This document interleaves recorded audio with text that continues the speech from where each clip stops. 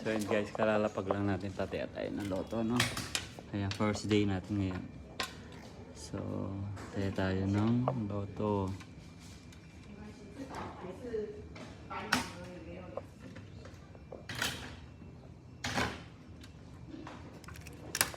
So yun guys, ito na tataya.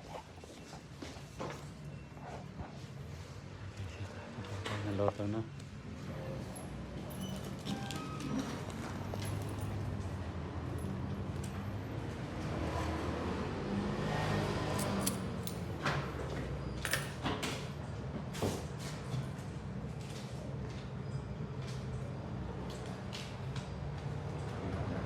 Share.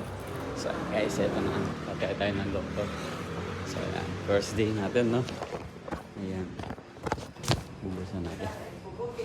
Actually, pauwi pa lang ako ngayon. Ayan. Pauwi pa lang ako sa dorm. So ayan guys, i-update ko kayo kapag nanalo tayo guys. Mga ka-legit, kapag nanalo tayo, impact tayo ang pera natin dyan. Bye bye!